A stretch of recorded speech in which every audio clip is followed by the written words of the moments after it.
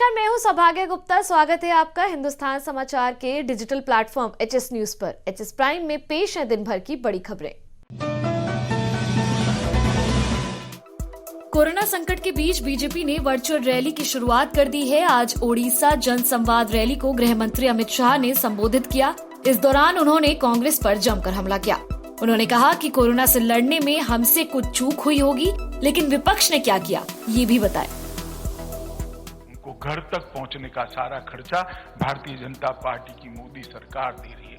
गरीबी हटाओ का नारा देने वाली कांग्रेस पार्टी सिर्फ नारा के आधार पर जीती थी। परंपरागत वंशवाद की राजनीति करना, भ्रष्टाचार की राजनीति करना, जातिवाद की राजनीति करना, ये कांग्रेस पार्टी की खासियत रही। तुष्टीकरण की राजनीति करना गरीबों के सामने कांग्रेस पार्टी ने कभी देखा नहीं। जब मोदी जी प्रधानमंत्री बने, देश में 60 करोड़ लोग ऐसे थे जिनके पास परिवार में एक भी व्यक्ति के पास बैंक अकाउंट नहीं था। मोदी जी जन धन योजना लेकर आए, 31 करोड़ लोगों को बैंक अकाउंट खोलने का सौभाग्य प्राप्त हुआ। कांग्रेस हमारा मखौल उड़ाती थी कि क्या करोगे अकाउंट खोलकर, गरीब के पास पैसा कहां है। मैं आज उनको कहना चाहता हूं कि मोदी जी ने 51 करोड़ लोगों के बैंक अकाउंट के अंदर 53 करोड़ से ज्यादा पैसा डायरेक्ट डीबीटी से पहुंचा है, बिचौलियों के बगैर पहुंचा है। कांग्रेस पार्टी के प्रधानमंत्री कहते थे 1 रुपया भेजते हैं, 15 पैसा गरीब के पास पहुंचता है। मैं आज गर्व से कहता हूं कि हम दिल्ली से 1 रुपया मोदी जी भेजते हैं, पूरा का पूरा रुपया गरीब के बैंक अकाउंट के अंदर जाता है। लॉकडाउन के चलते जिन श्रमिकों ने अपनी नौकरी गंवाई है, उन्हें रोजगार के अवसर मुहैया कराने के लिए मोदी सरकार ने एक योजना बनाई है। केंद्र सरकार ने इस योजना के तहत करोड़ों प्रवासी मजदूरों के पुनर्वास और रोजगार के लिए पूरा खाका तैयार किया है। केंद्र सरकार ने देश के 6 राज्यों के उन 116 जिलों की पहचान की है जहां लॉकडाउन के दौरान सबसे ज्यादा प्रवासी मजदूर वापस लौटे हैं। मिशन मोड में इन 116 जिलों में केंद्र सरकार की सोशल वेलफेयर और डायरेक्ट बेनिफिट स्कीमों को तेजी से चलाया जाएगा।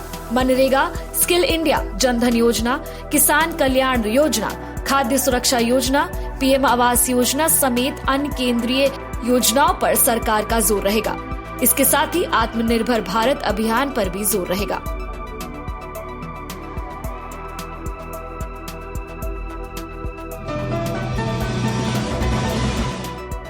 देश में कोरोना वायरस का कहर तेजी से बढ़ रहा है।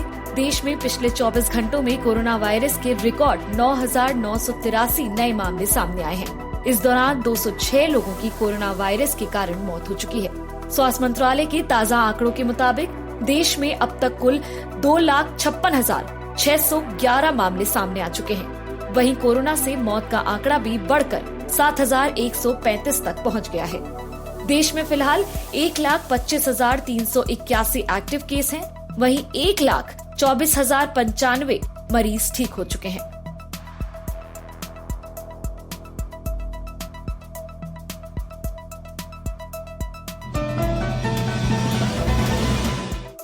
दिल्ली के मुख्यमंत्री अरविंद केजरीवाल की तबीयत बिगड़ गई है। सीएम केजरीवाल को कल से हल्का बुखार और गले में खराश की शिकायत है। कल दोपहर से उन्होंने सारी मीटिंग कैंसिल कर दी है और सीएम केजरीवाल ने किसी से मुलाकात नहीं की है। उन्होंने अपने आप को आइसोलेट कर लिया है। कल उनका कोरोना टेस्ट कराया जाएगा। अधिकारियों ने बताया कि मुख्यमंत्री ने रविवार को सुबह कैबिनेट की एक बैठक में भाग लिया था और उसके बाद वो किसी बैठक में शामिल नहीं हुए।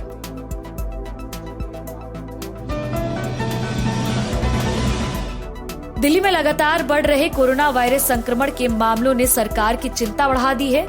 दिल्ली के उप मुख्यमंत्री मनीष सिसोदिया कल एक अहम बैठक करने वाली हैं। आज सिसोदिया ने कहा कि कल यानी मंगलवार को स्टेट डिजास्टर मैनेजमेंट अथॉरिटी की बैठक बुलाई गई है, जिसमें कोरोना के बढ़ते मामलों पर चर्चा होगी। बैठक में हम आकलन करेंगे कि क्या दिल्ली में कोरोना का कम्युनिटी स्प्रेड हो रहा है। इसमें सारा डेटा शामिल किया जाएगा। अगर विशेषज्ञ कहेंगे कि दिल्ली में कम्युनिटी स्प्रेड हो रहा है, तो हम कोरोना से लड़ने की अपनी पूरी रणनीति बदलेंगे।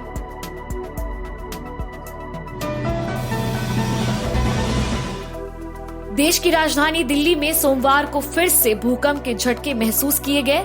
दिल्ली पिछले 2 महीने से लगातार हल्के झटकों का शिकार हो रही है। इससे लोगों में पैनिक फैल रहा है। सोमवार दोपहर 2.1 तीव्रता वाले भूकंप आया था, जिसका केंद्र हरियाणा के गुरुग्राम में बताया जा रहा है। दिल्ली एनसीआर में भूकंप के झटके की शुरुआत 12 अप्रैल से हुई थी। तब से अब तक अलग अलग दिन में 14 बार झटके लग चुके हैं। एक्सपर्ट्स का मानना है कि इन्हें हल्के में न लिया जाए, ये किसी बड़े भूकंप का संकेत हो सकते हैं।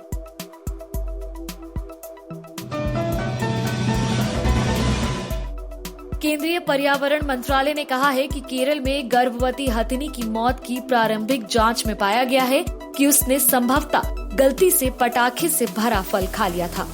मंत्रालय ने ये भी कहा है कि कई बार स्थानीय लोग अपने खेतों में जंगली सुअरों को दूर रखने के लिए विस्फोटकों से भरे फल रखने का अवैध कार्य करते हैं।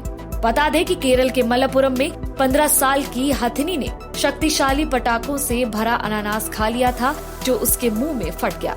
एक हफ्ते बाद 27 मई को वेलियार नदी में उसकी मौत हो गई थी। मंत्रालय ने बताया कि इस मामले में एक व्यक्ति को गिरफ्तार किया गया है।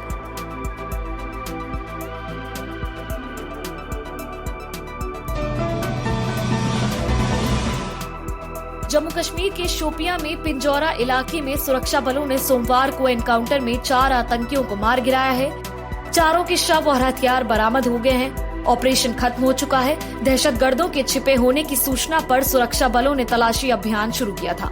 आतंकियों की गोली चलाने पर जवाब में सुरक्षा बलों को भी फायरिंग करनी पड़ी। जम्मू कश्मीर के डीजीपी दिलबाग सिंह ने बताया कि पिछले 2 हफ्तों में सुरक्षा बलों ने 9 एनकाउंटर में 22 आतंकी मार गिराए हैं। इनमें से 6 टॉप कमांडर थे।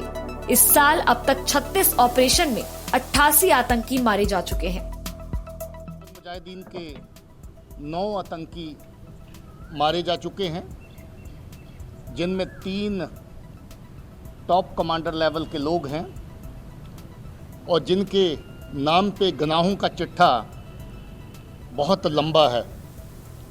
दर्जनों बेगुनाह लोगों का कत्ल, सिक्योरिटी फोर्सेस और पुलिस के ऊपर हमले, लोगों को डराना, धमकाना, ज़बरदस्ती लोगों के घरों में घुसना, इस तरह की बहुत सारी इल्ज़ामात की फ़हरिस्त उनके ख़िलाफ़ है, जिसके चलते मैं जो समझता हूँ कि उस खित्ते में, ख़ासतौर पे साउथ कश्मीर में जहाँ पर जो ऑपरेशंस हुए हैं, लोगों को काफ़ी हद तक राहत मिलेगी।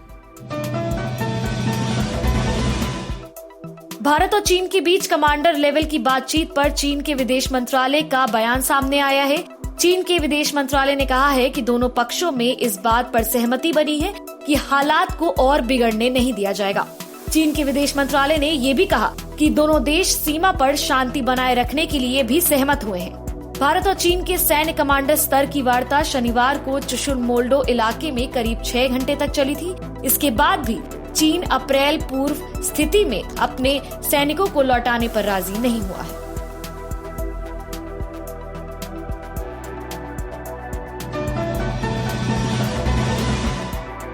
भारत और चीन के बीच लद्दाख इलाके में अभी भी तनाव जारी है।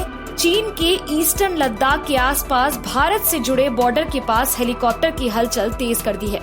इन हेलीकॉप्टर का इस्तेमाल लद्दाख के पास इकट्ठा हुए चीनी सैनिकों की मदद करने के लिए किया जा रहा है। चीन की ओर से हेलीकॉप्टर का इस्तेमाल पेट्रोलिंग, सामान की सप्लाई के लिए किया जा रहा है, लेकिन अब वो भारत के बॉर्डर से बिल्कुल सटकर इन्हें उड़ा रहे हैं। इसके अलावा चीनी सेना PLA के लड़ाकू एयरक्राफ्ट भी ईस्टर्न लद्दाख के पास LAC पर उड़ान भरते देखे गए हैं।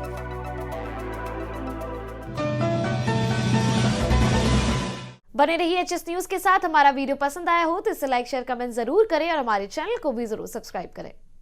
देश और दुनिया से जुड़ी सभी प्रमुख खबरों के लिए हमारे चैनल को सब्सक्राइब करें और लेटेस्ट वीडियो पाने के लिए बेल आइकन को जरूर दबाएं। साथ ही हमारे वीडियो को लाइक और शेयर करना ना भूलें।